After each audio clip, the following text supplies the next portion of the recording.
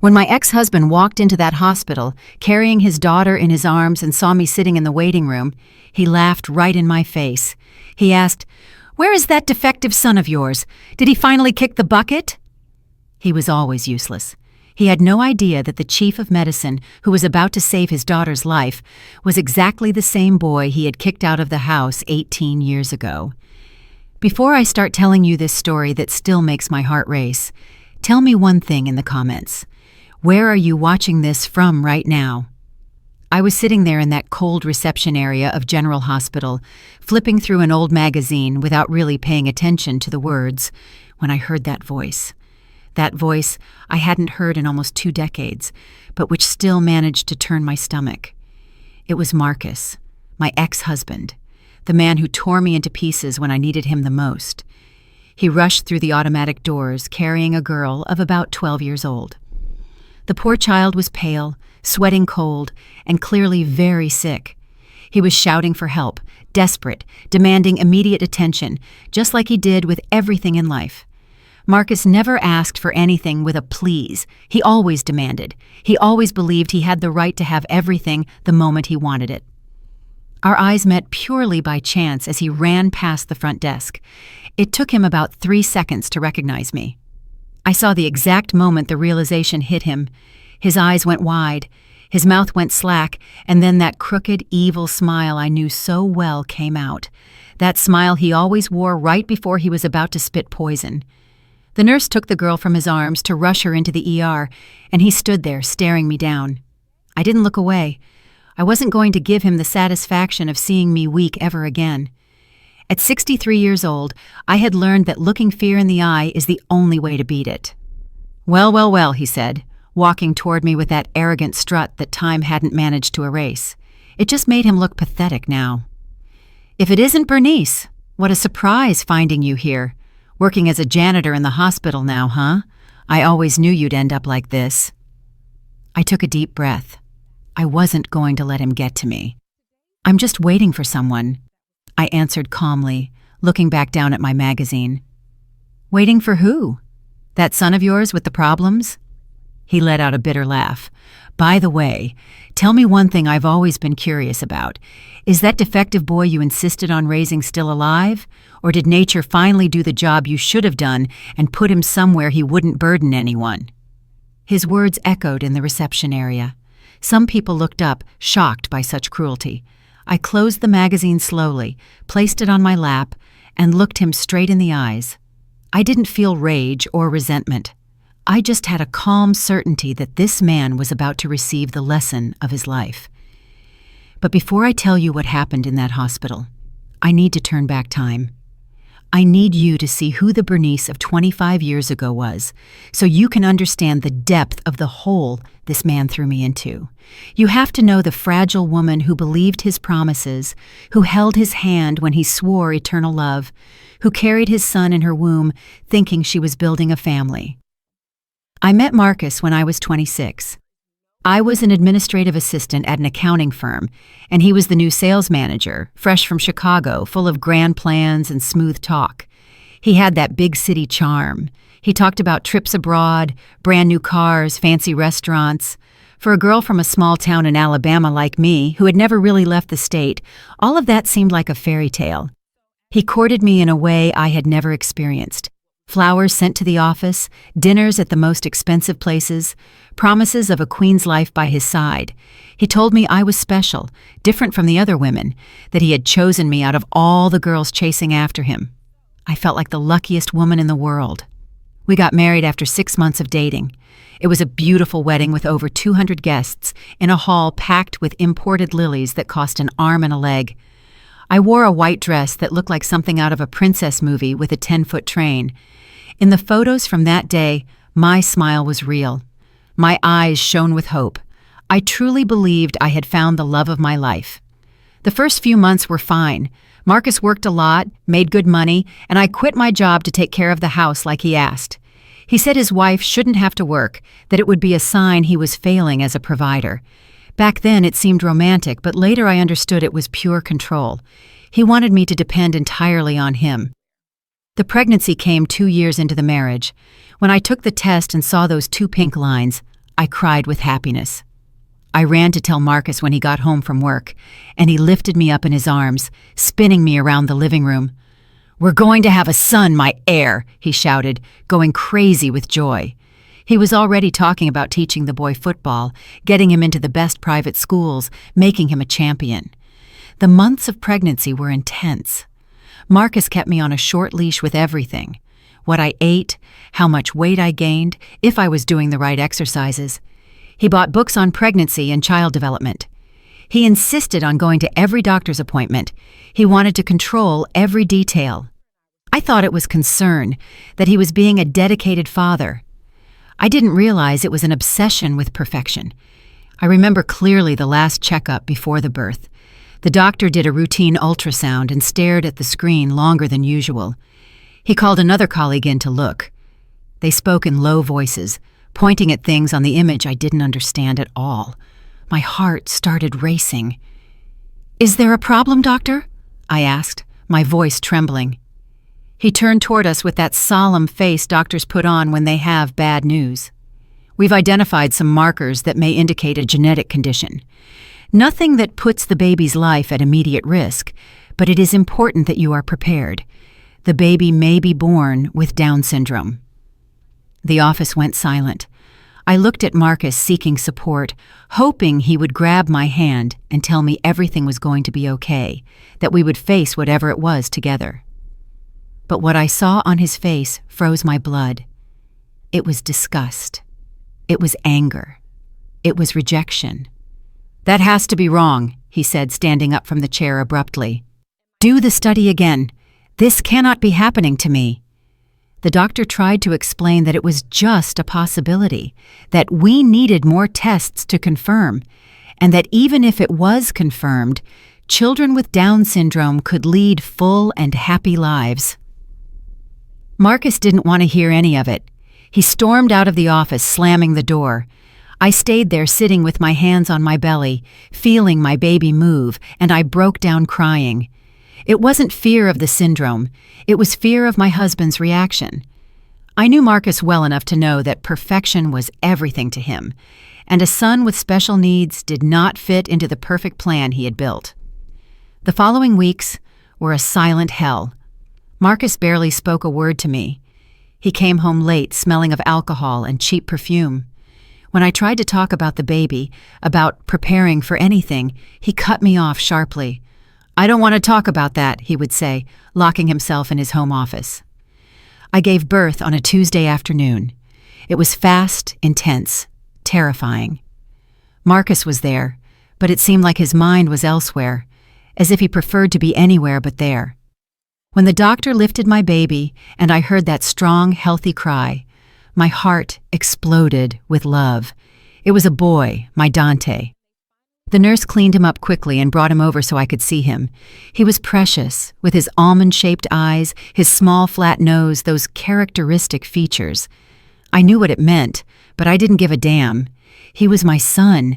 He was perfect. He was mine. "Hi, my love," I whispered, kissing his forehead. "Mama loves you so much." I looked at Marcus, hoping to see at least a spark of what I was feeling in his face. But what I saw was worse than indifference. It was disgust. He looked at our son as if he were looking at something repulsive.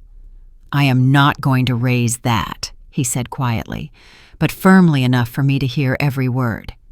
"That is not my son." The nurses tried to hide their embarrassment. One of them took Dante from my arms, saying she was going to do the initial checks. But I knew it was to give me a moment with Marcus.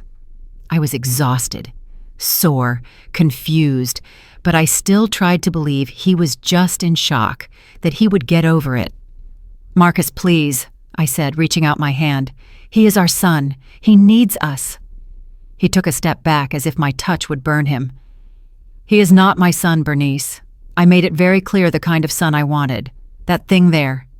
He pointed to the crib where the nurse was attending to Dante. "That thing is a mistake. A factory defect." His words felt like stab wounds. Each syllable opened a new gash in my chest. I wanted to scream. I wanted to cry. I wanted to beat him until he understood he was talking about our baby, about an innocent life that had just arrived in the world. But I was too weak, too tired, too broken. "Get out," I told him, turning my face away. "If you can't love your own son, then get the hell out." And he left. He walked out of that delivery room and the maternity ward without looking back. I stayed there alone, crying in silence until the nurse brought Dante back to me. She placed him in my lap without saying anything. She just squeezed my shoulder affectionately as if saying, "You can handle this." I looked at that little face, those eyes that barely opened, those tiny hands opening and closing, looking for something to hold on to. And in that moment, I made the most important decision of my life. If I had to choose between that man and this baby, I chose my son. Always. The first days at home were devastating. Marcus came back only to get his clothes. He said he was going to live in an apartment near his job, that he needed space to think. But we both knew that was the end. He was abandoning me because the son wasn't perfect enough for his ego. "You can keep the house for now," he said while packing a suitcase. "But don't think I'm going to support this kid forever. When the divorce goes through, you're going to have to scratch out a living on your own." I was sitting on the sofa with Dante asleep in my arms. I didn't even get up to watch him leave. I just hugged my baby tighter and thought, we are going to make it. I don't know how, but we will make it. Reality hit hard in the following weeks. I didn't have a job, I didn't have any savings worth mentioning, and I didn't have family nearby to lend a hand. My parents had died in a car accident 5 years earlier, and I was an only child. Marcus's family? They ghosted me as soon as they found out about Dante. His mother, who had always been so sweet to me when we got married, stopped answering my calls. Dante needed constant medical follow-up. Babies with Down syndrome have a higher risk of heart problems, respiratory issues, hearing problems. They need physical therapy from a young age to build muscle strength, speech therapy to help with talking, occupational therapy to stimulate development. All of that cost money I didn't have. I started selling things from the house. First went the jewelry Marcus had given me while we were dating and married. Then went the electronics, the expensive living room furniture, even designer clothes I never wore. Every dollar counted. Every cent was important to ensure my son lacked nothing. The divorce was fast and cruel. Marcus hired a shark of a lawyer who did everything to prove I was a negligent mother, that I had hidden information about the baby's health during the pregnancy, that I was trying to extort him. I didn't have the money to pay for a lawyer just as vicious. I accepted the deal they offered. I kept the house for 2 years, but then I had to sell it and split the money with him. There was no child support because he argued Dante wasn't capable of utilizing the money in a productive way. The judge, unfortunately, bought the story. When Dante turned 6 months old, I had to go back to work. I got a job cleaning an office building downtown.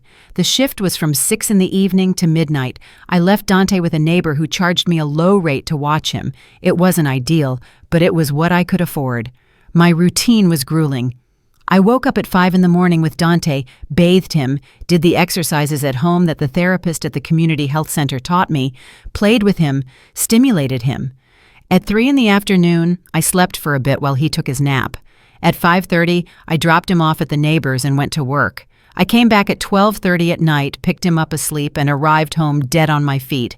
But I always gave him a kiss on his forehead before sleeping. On weekends, I did extra cleaning in other people's houses to make ends meet. Dante went with me, sleeping in the stroller while I scrubbed floors, cleaned bathrooms, ironed clothes. Some of the women I worked for complained about me bringing him. They said it was unprofessional to bring children to work. I swallowed my tears and kept cleaning because I needed that money. But you know what was the most incredible thing of all? Dante was a happy baby. Despite all the struggles, despite developing slower, he was always smiling. When I arrived to pick him up from the neighbor, his little face lit up. He stretched out his little arms to me with that toothless smile that melted my heart. In those moments, I knew every bit of the grind was worth it. When he turned 1, he started showing progress that even I didn't believe. The therapist said he was developing very well, that the early stimulation was working. He started sitting up by himself, then crawling. I cried with emotion at every new milestone. It was around that time I met Dr. Whitman, a pediatrician specializing in child development who started consulting at the neighborhood health clinic. She checked Dante during a routine visit and was impressed with how attentive he was, how he reacted to everything. "Do you stimulate him at home, ma'am?" she asked me. "I do everything the therapist teaches me," I answered. "I talk to him a lot, read stories even though he's little, play different music for him, show him colors, textures." She smiled. "Keep it up. Dante has enormous potential. Children with Down syndrome can achieve much more than people believe, especially when someone puts in the effort from when they are small." Those words gave me life. I started researching everything I could about child development, stimulation methods, special education. I went to the public library on my days off and spent hours reading, taking notes, learning.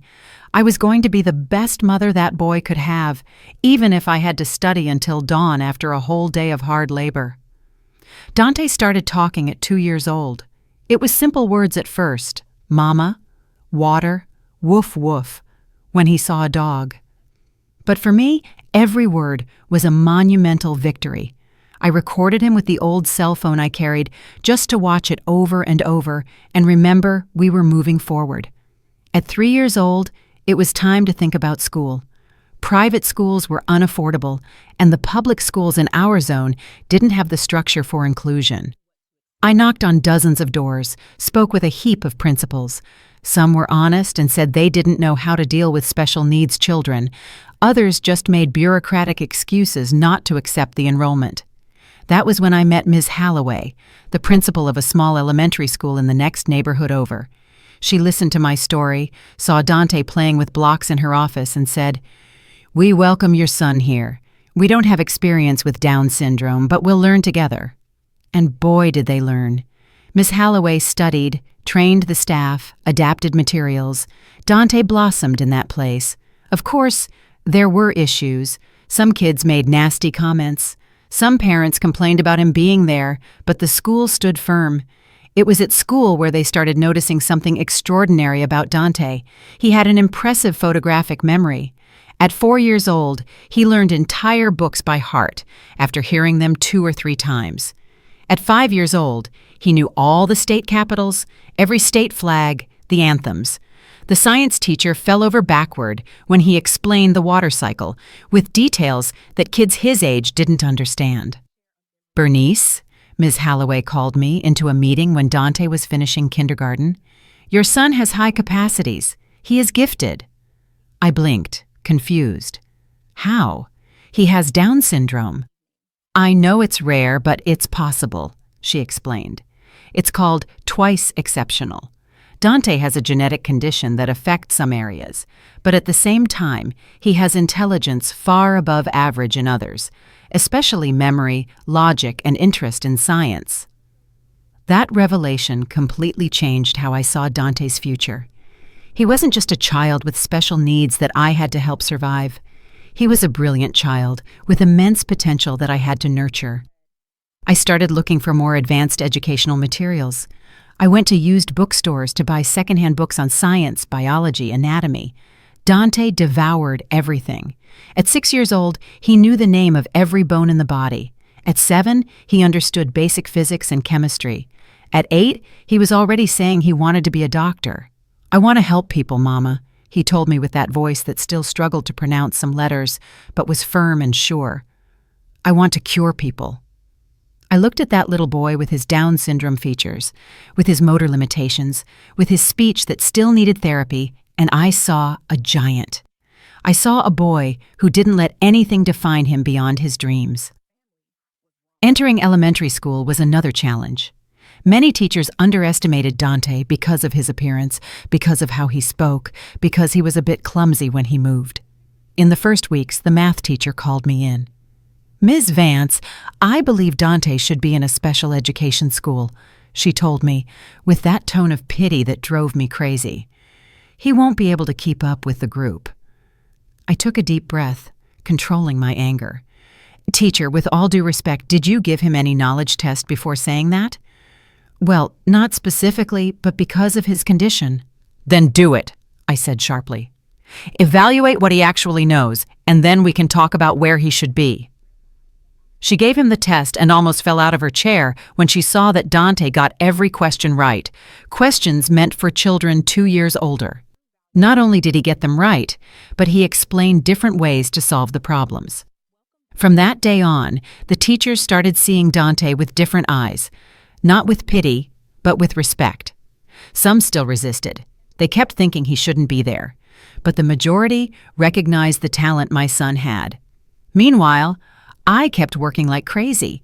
I cleaned buildings, did housekeeping, washed other people's laundry on weekends. Everything to pay for Dante's therapies, supplies, the books he devoured. I aged fast those years. I went gray before 40. My body ached from so much scrubbing. My skin got spotted from exhaustion.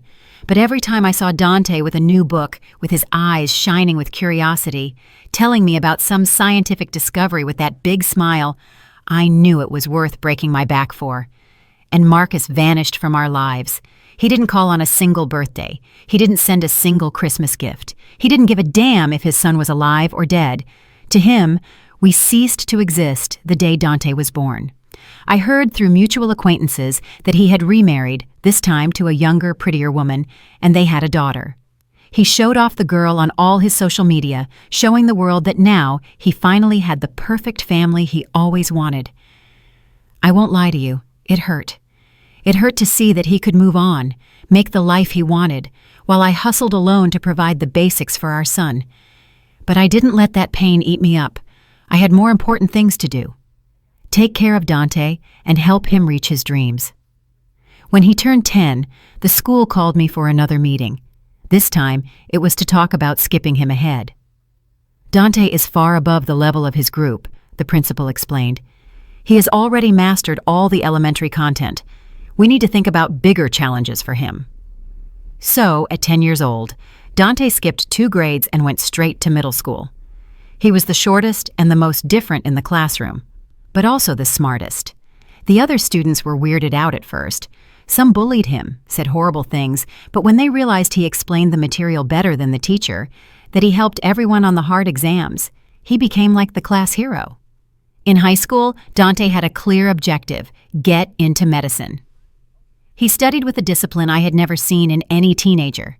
He woke up at 5 in the morning, studied until 7, went to school, came back at 6 in the evening, and kept going until 11 at night. On weekends, he went to the library and spent the entire day there. I tried to convince him to rest a little, to go out with friends, to do normal teenager things, but he looked at me with those determined eyes and said, "Mama, I need to prove that I can. I need to show everyone that Down syndrome doesn't define me." The college entrance exam was a battle, not because Dante couldn't do it academically, he was more than capable, but because the world still wasn't ready to accept a doctor with Down syndrome.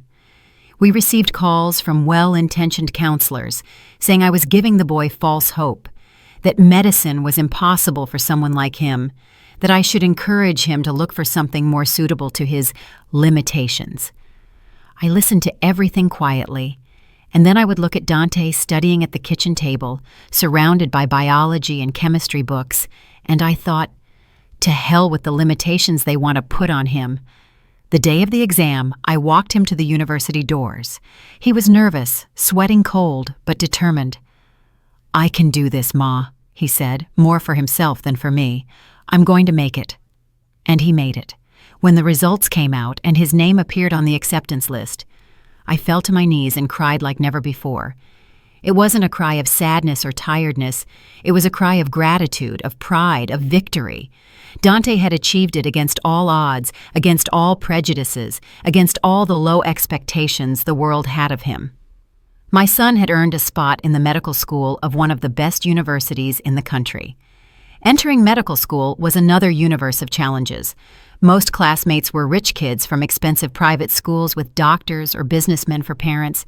Dante was the poor black kid from the neighborhood with Down syndrome, who arrived by bus after a 2-hour commute. The first few months were tough. Some professors clearly doubted his capacity. Some classmates made nasty comments in the hallways. But Dante had a weapon they didn't expect. He was better than all of them. In the first midterms, he got the highest grades in the group.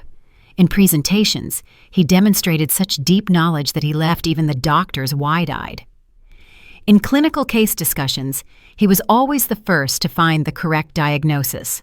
Within a year, he went from being the guy with Down syndrome to the genius of the class. The same classmates who mocked him at the beginning now asked him for help studying.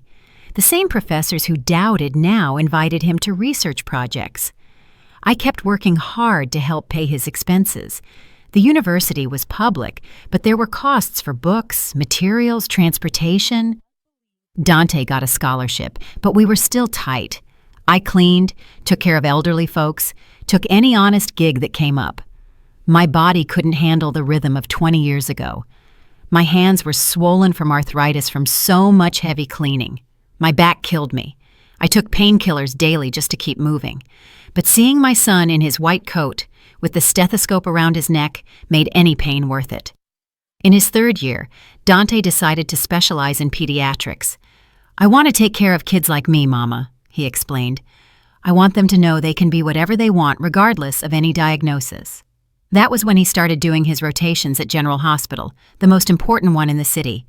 He was in his last year when they offered him a residency right there in pediatrics with a focus on genetics and development.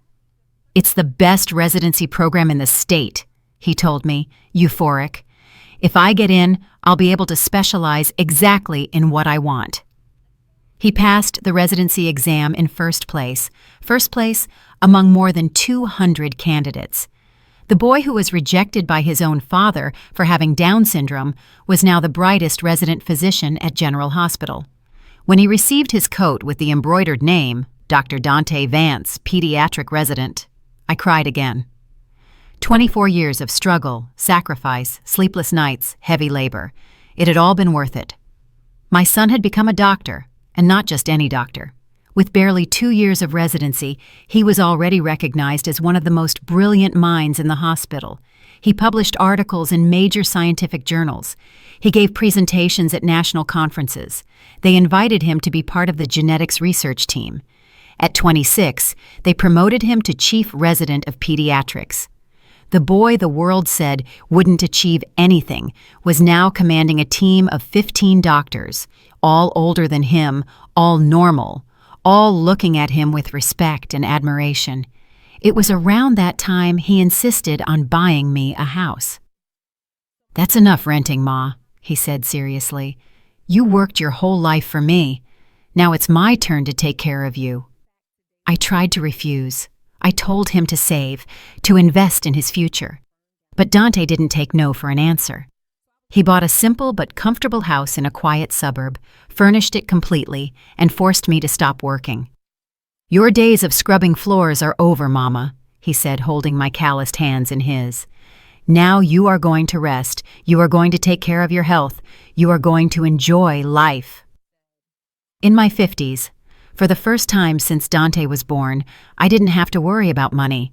I didn't have to get up at dawn to catch the bus. I didn't have to scrub floors until my back screamed. I could simply be a mom without having to be dad, mom, provider, and therapist all at the same time. My new routine was waking up without an alarm, eating breakfast calmly, walking in the park, going to craft classes at the church, simple things I never had time to do. Dante insisted on taking me to frequent medical checkups, caring for every detail of my health with the same zeal he cared for his patients. That's how we discovered I had high blood pressure, type 2 diabetes, and the beginnings of osteoporosis, the bill for years of stress and hard labor. Dante put together a complete treatment plan, handpicked the best specialists, and personally reviewed every test. "You took care of me my whole life," he would say. "Now let me take care of you." And so the years passed, me recovering from a life of struggle, him building a brilliant career. Finally, we were at peace. Finally, we could breathe without the weight of survival crushing us. Marcus remained a ghost of the past. 18 years went by without a single word, without a sign of life. Until that Tuesday morning at General Hospital.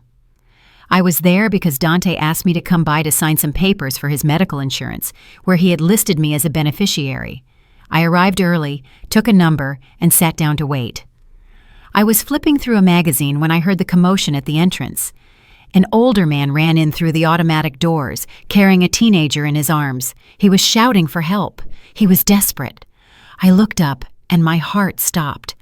Although older, thinner, more hunched over, I recognized that face. It was Marcus. He didn't see me at first. He was too focused on getting them to attend to the girl. But when the nurses took the girl into the ER, he turned around and our gazes collided. I saw the shock on his face, the delayed recognition, and then that smile I remembered too well. He walked toward me with clumsy steps, clearly shaken, but trying to maintain that arrogance of always. "Bernice," he said, and my name in his mouth sounded like poison. What a surprise! I didn't answer him. I just held his gaze. He was old, much older than 18 years should have made him. His hair was white, his skin sagging and spotted. He looked sick, fragile, finished. "Working here?" he asked with that mocking tone. "Cleaning the hospital toilets? I'm just waiting for my son," I answered calmly. That was when he let out that bitter laugh and said the words I told you at the beginning. "Is that defective son of yours still alive, or did nature finally do the job?" I didn't let him finish. "Dante is doing very well, thanks for asking," I told him with a firm voice, despite the anger burning me inside. "Actually, he works here." Marcus laughed harder. "Works here doing what? Washing the instruments? Pushing gurneys? Oh, Bernice, you were always good at making up stories to feel better about your failed decisions." At that moment, the ER doors opened. Out came Dante in his impeccable white coat, the chief resident badge hanging around his neck, followed by 3 residents writing down every word he said.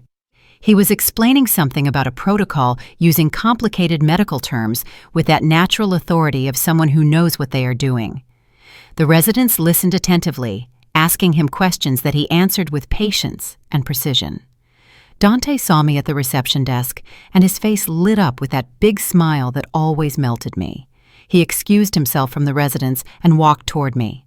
"Mama," he said, hugging me, "sorry for the delay. We had an emergency in pediatric intensive care, and they needed my assessment."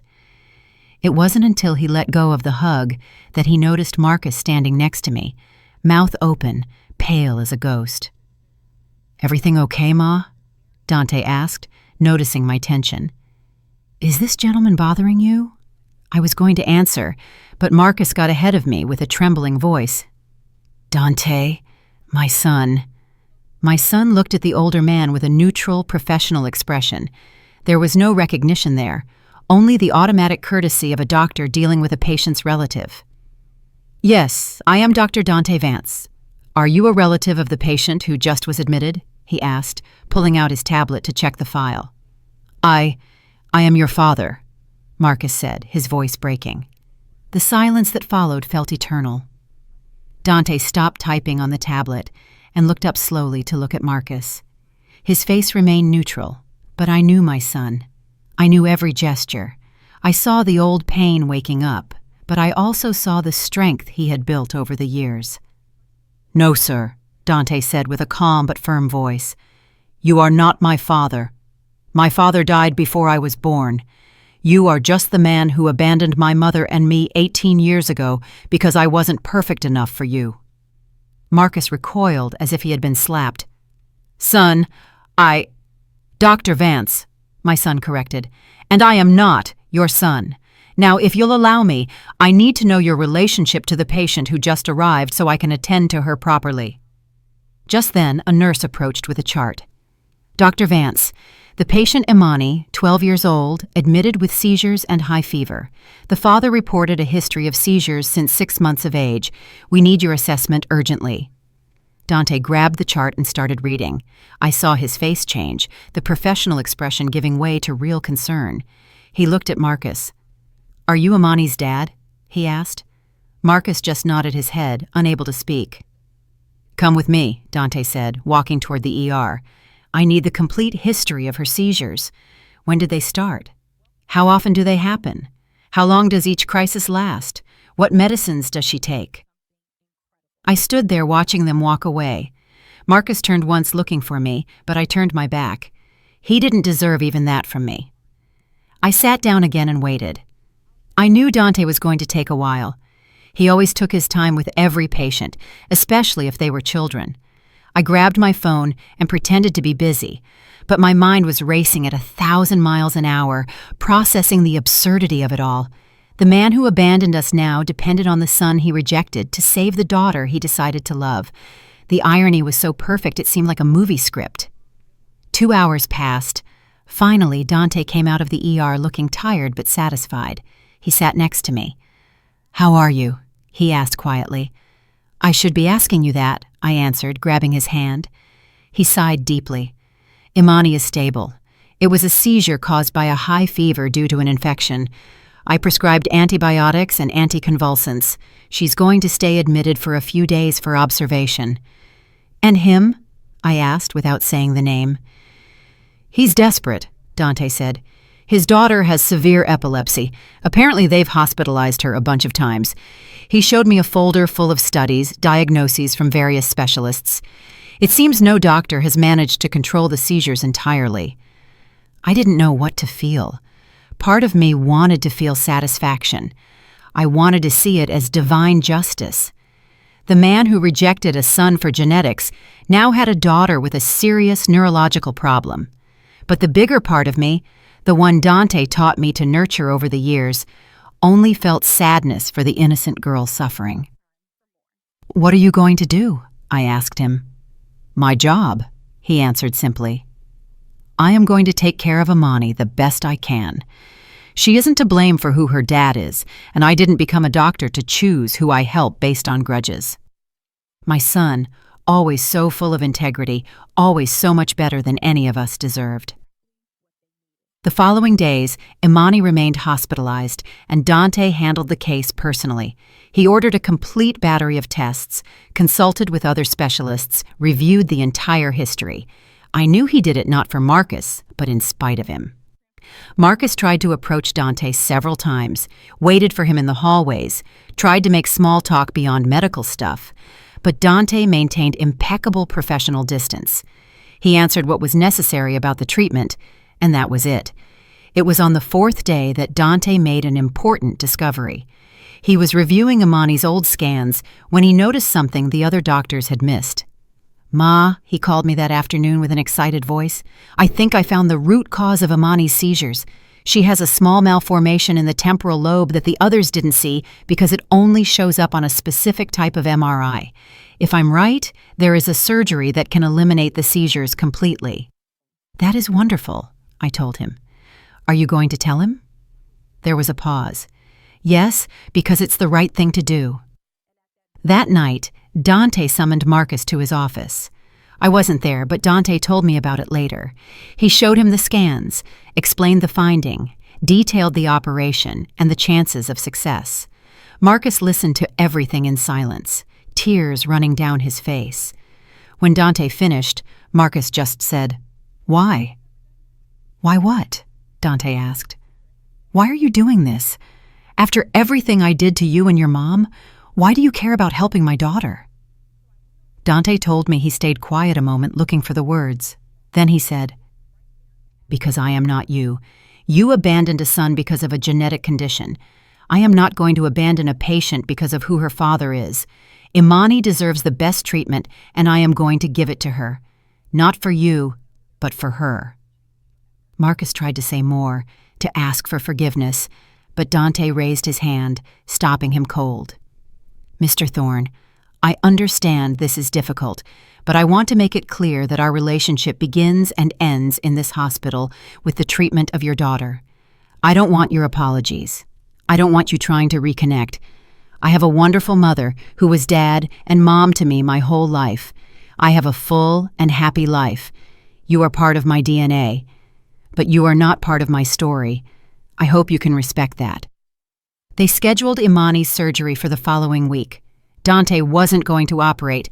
He was a pediatrician, not a neurosurgeon, but he would coordinate the entire team and be glued to the process. I went to the hospital the day of the operation, not to see Marcus, but to support my son. I knew that no matter how professional he was, the situation shook him up. I ran into Marcus in the waiting room, alone.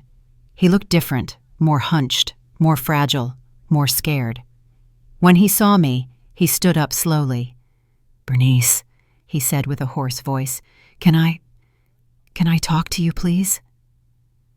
Every fiber of my being wanted to tell him to go to hell. I wanted to turn my back and leave just like he did 18 years ago. But I remembered what Dante said about not being like him, about being better. I took a deep breath and nodded. We sat down with space between us. He looked at his trembling hands before speaking. "I don't even know where to start," he said. "Asking for forgiveness sounds like so little for what I did." I didn't answer, just waited. "When Dante was born, I panicked," he continued. "All I saw was the syndrome, the difference, the what will people say. I couldn't see beyond that.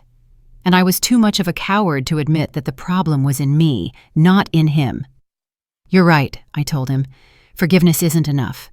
He nodded, crying. "I threw away the best thing that could have happened to me. I had a second chance with Imani. I thought I could be the dad I wasn't for him. But life has a very dark sense of humor. Imani was born with severe epilepsy. And do you know what my first reaction was? Panic again. Fear again. I almost made the same mistake twice." "But you didn't," I said coldly. "No, because my wife didn't let me. She told me if I abandoned the girl, she would leave me, so I stayed. I learned. I learned to love beyond limitations, but it was already too late for Dante." "Too late," I confirmed. "When I saw him there with his white coat, hearing them call him Doctor, commanding the whole team. Bernice, I couldn't believe it.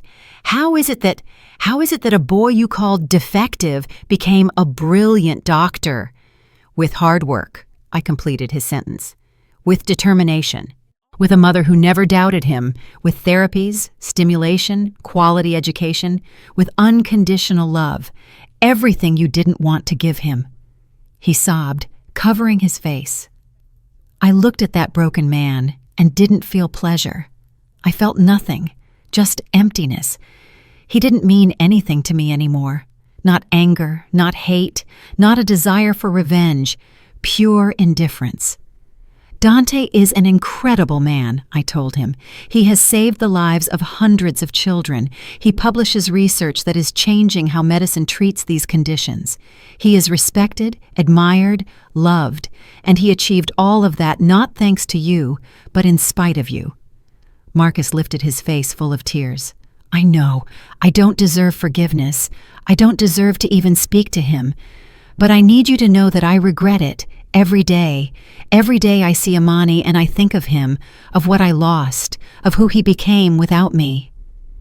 "Well," I said, standing up, "I hope that regret keeps you company for the rest of your life.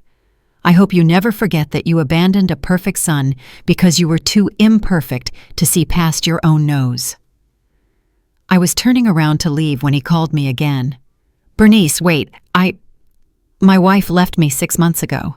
She met another guy. She took everything in the divorce, the house, the car, the savings. I live in a tiny apartment. I barely make enough for the bills. They canceled Imani's insurance because I couldn't pay. They are treating her here through state aid or whatever they have now. I lost everything." He expected pity. He expected me to feel something for him. But I only felt more emptiness. "You know what's funny?" I told him. "I raised Dante without owning a home, working 3 jobs, living in attic rooms, eating the basics. We didn't have anything, but we had love. We had purpose. We had each other. You had everything material, and you lost it because you never knew how to value what matters. I don't pity you, Marcus. You are reaping exactly what you sowed." This time I left without looking back. Imani's surgery lasted 6 hours. It was a success.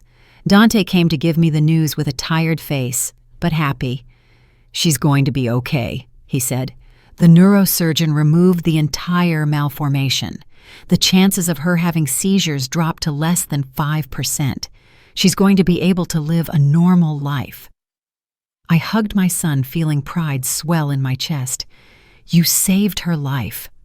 "We saved it," he corrected. "I just saw the problem. The whole team pulled together." Always so humble, always sharing the credit. They discharged Amani a week later. The day she left, Marcus tried to approach Dante again, to thank him exaggeratedly, to create some bond. But Dante only shook his hand formally, wished the girl a good recovery, and said goodbye. Just that simple, without drama, without malice, but without opening the door. I thought the story ended there, that Marcus would go away with his cured daughter and we would go back to our business. But fate had other plans. 3 months later, I was at the house when Dante arrived early from work. He had a strange look on his face, not happy, but not bummed out either. It was somewhere between surprise and disbelief. "Mama, I have to tell you something," he said, sitting on the sofa. "What happened? Is everything okay?" Marcus looked for me today at the hospital. I tensed up entirely. "What did he want?" Dante sighed. "He said Amani is doing wonderfully, not a single seizure since the operation, and he wants to make a donation to the hospital, a large donation." "Donation?" I repeated, confused. "But you said he was ruined." "He was, but apparently he sold a piece of land he had saved, some family inheritance, and he wants to donate all the money to create a research fund for childhood epilepsy at the hospital." I didn't know what to say. "That is unexpected." "There's more," continued Dante. "He wants the fund to be in my name. He said he wants it to be the Dr. Dante Vance Fund for Childhood Epilepsy Research. Did you accept?" I told him I was going to think about it, that I had to talk it over with you. We stayed silent. It was a lot to process. The man who abandoned us now wanted to immortalize the name of the son he rejected on a medical fund. "What do you think, Ma?" he asked. "Do you think it's genuine, or is it pure guilt trying to buy forgiveness?" I thought about it carefully. I think it can be both things. It can be guilt and still be genuine. The question is this going to do you good or bad? Dante sat thinking. "You know what's weird? I don't feel anything for him, not anger or resentment. He's like a stranger, someone who is biologically connected to me, but emotionally he's a zero. He doesn't matter." "And the money?" I insisted. "That money can help a lot of kids." "Yeah," he agreed, "and that's why I'm thinking of accepting. Not for him, but for the kids." And that's what he did. He accepted the donation with the condition that Marcus understood this didn't change anything. It was a medical act, not an emotional bond. They created the fund with pomp and circumstance. The hospital held a ceremony, invited the press, the whole show. Marcus was there, trying to look important, to hang on a little to Dante's light. But the one shining was my son. He gave an impressive speech about the importance of research, about how every child deserves to live without limitations. He spoke of Amani and how medicine changes lives. He didn't mention Marcus once, and that, in a way, was the best revenge, making the man irrelevant in his own story. After the ceremony, at the toast, I saw Marcus approach Dante. I got close to hear. "Dante," he said doubtfully, "I know this doesn't change anything. I know I don't have the right to ask, but do you think maybe one day we could—" "No," Dante interrupted him, kind but firm. "Mr. Thorne, I appreciate the donation. It's going to help many. But that's as far as it goes. I have a family. I have a mother who sacrificed everything for me. I have friends, colleagues. My life is full. There is no empty space for you to fill." Marcus nodded slowly, defeated. "I understand. I just wanted you to know that I see it now. I see how wrong I was, how extraordinary you are." "I was always extraordinary," Dante said without arrogance, just as a fact. "The difference is that you couldn't see beyond your prejudices. But that is your problem, not mine. I hope you learned something with Amani. I hope you are the father for her that you couldn't be for me." And he turned and came toward me, offering me his arm. "Let's go, Ma. I have an early shift tomorrow." We walked out together, leaving Marcus behind once again. But this time it wasn't abandonment. It was a choice. The choice not to let the past embitter our future. In the car on the way back, Dante looked at me and said, "Thanks, Ma." "For what?" I asked him. "For never throwing in the towel on me, for never making me feel less, for teaching me that Down syndrome is a characteristic, not a definition, for teaching me that the grind and love can handle anything." My eyes filled with tears. "You don't have to thank me for loving you, my son. It was the easiest thing I've ever done." "It wasn't easy," he said. "I know it wasn't. I remember you coming home dead tired. I remember you ate less to leave more for me. I remember you crying in secret. None of that was easy, Mama, but you did it." "I would do it all again," I told him, grabbing his hand. 1,000 times. We got home and did our usual routine. Him telling me cases from the hospital, me talking about the church group. It was simple, it was common, it was perfect. That night, before sleeping, I thought about the whole journey. 26 years since that day in the hospital when Marcus looked at our son with disgust. 26 years of fighting. And in the end, the man who believed perfect genetics ensured success was alone and broken. The boy he rejected was saving lives and changing the world. Life gave everyone what they deserved. I closed my eyes and gave thanks. Thanks for the hardships that made us strong. Thanks for every tear. Thanks for every challenge that formed the extraordinary man my son is today. And strangely, I even gave thanks for Marcus, because if he had stayed with his prejudices, he would have dimmed Dante's shine. He would have spent years trying to fix something that was never broken. His abandonment, as much as it hurt, was the best gift he could give us. It gave us freedom to grow, to shine. The following months brought more recognition for Dante. His research appeared in a very prestigious international journal. They invited him to give conferences in other countries. But what made me proudest was how he treated his patients. One afternoon, I was in the waiting room when a young woman came in with a crying baby. The baby had Down syndrome.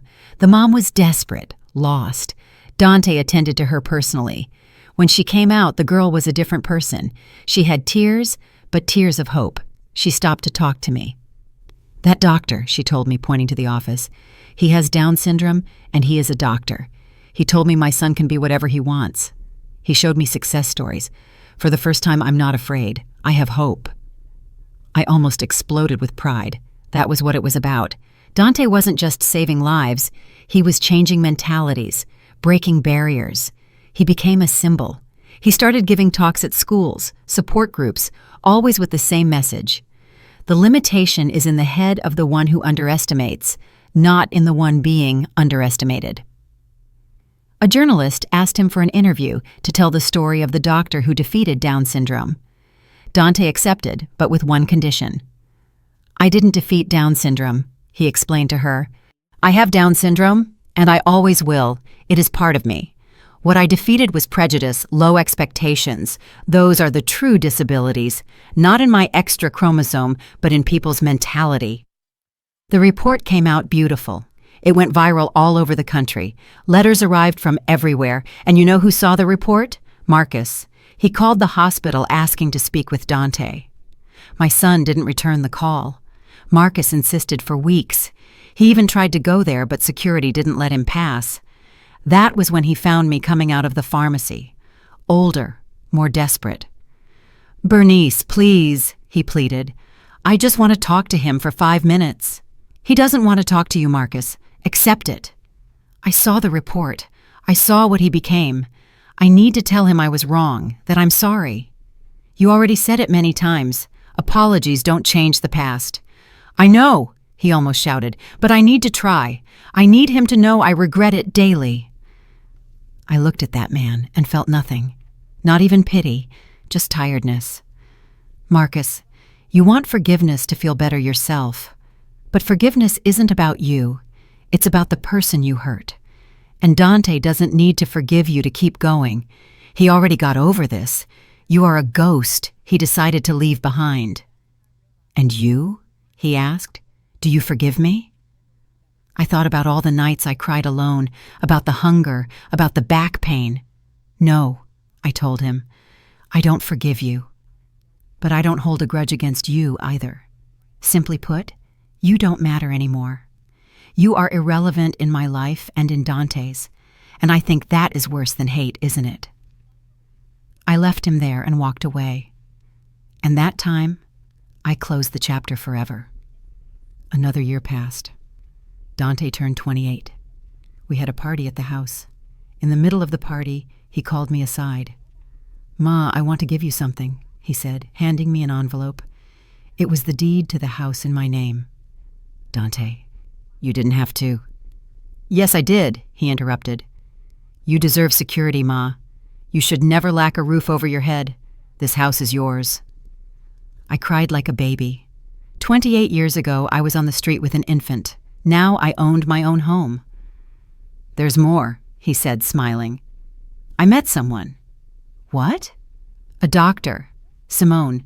She's a cardiologist, pediatric. She is incredible, Ma. And she sees me. You know? She doesn't see the syndrome." I laughed and cried at the same time. My baby was in love. "She's at the party," he said, blushing. "The one in the blue dress." I saw her. She was laughing with people. She looked like a good person. "Does she know everything?" I asked. "About Marcus?" "Yeah, I told her. She said that only proves how strong I am. I met Dr. Simone and she was a sweetheart. Most importantly, she looked at my son with real love. They dated for 2 years and then got engaged. The wedding was scheduled for the following spring. A week before the wedding, Imani, Marcus's daughter, called us. She was 15 years old and calling in secret. "Dr. Vance," she said nervously, "it's about my dad. He's very sick. Pancreatic cancer. He's dying. He says he needs to make peace before going." Dante looked at me. I just told him it was his decision. "Imani," he said, "I'm very sorry, but I don't know if I can give him what he wants." "I understand," she said, crying. "I just wanted to thank you. You saved my life, and despite who my dad is, you never treated me differently. You are a good man." "You don't have to carry your father's mistakes," Dante told her. After hanging up, he sat thinking. In the end, he decided to go, not for Marcus, but for himself, to close the cycle. I went with him. Marcus was in a public hospital in a shared room. He was skin and bones, yellow. "You came," he whispered when he saw Dante from afar. "For Imani, not for you," Dante said. "I didn't expect you to come." "I didn't come to make your death easy," Dante said. "I came to tell you some things for me." Marcus nodded. "I could tell you I forgive you, but it would be a lie. I don't forgive you, not for what you did to me. That's done. But for what you did to my mom. You left her on the street with a newborn. You forced her to break her back. She sacrificed her life for me while you lived your perfect life." Marcus was crying. "I know. That's why I can't die in peace." "And you shouldn't," Dante said. "Carry that weight until the end, because actions have consequences." "I just wanted you to know," Marcus said, "that now I see. I see that you are extraordinary, that I was blind. I missed out on knowing an incredible son." "You're right," Dante answered. "You missed everything. My first steps, my graduation, my life. And the saddest part is, you didn't miss it out of obligation, but by choice. But I thank you for one thing. If you had stayed, you would have poisoned my childhood. Your abandonment set me free." "I don't deserve forgiveness," whispered Marcus. "No. But I am going to give you something better. Indifference. You no longer occupy space in my heart, and I am going to continue my happy life without looking back. Oh, and I'm getting married next week. And if I have children, they will only know one grandfather, Grandpa Joe. My true father, even though he died before I was born. Because a father is the one who raises you, and you were never my father." We walked out of there. In the hallway, Dante took a deep breath. "I am free," he told me. Marcus died 3 days later. Dante sent flowers as a courtesy to Imani, but he didn't go to the funeral. The day of the wedding, the church was full of love. Dr. Simone looked beautiful, and when it was time for the groom to enter, there was no Dad, but there was Mom. I walked with him to the altar, with my heart exploding. During the vows, Dante turned toward me. Before promising love to Simone, I have to thank my mom. Mama, you taught me what unconditional love is. You taught me that the only real disability is the lack of love. Everything I am is because of you. Nobody could stop crying. At the party, watching my son dance the waltz, I thought about how far we had come. Life has those ironies. The man who abandoned us died alone and full of regret, and us, the defectives, built a life full of love and success. Today, at my 63 years, I tell you, every tear was worth it. And if I could turn back time, I wouldn't change anything, because every challenge formed the extraordinary man my son is. If this story touched your heart, leave me a like. Tell me in the comments what country you're watching us from, and if you ever had to prove your worth when they doubted you. And if you haven't subscribed, subscribe right now. Every week I bring real stories. Hit the bell icon, and if you want to support the channel more, become a member. A kiss to your heart, everyone, and remember, never let anyone define your worth.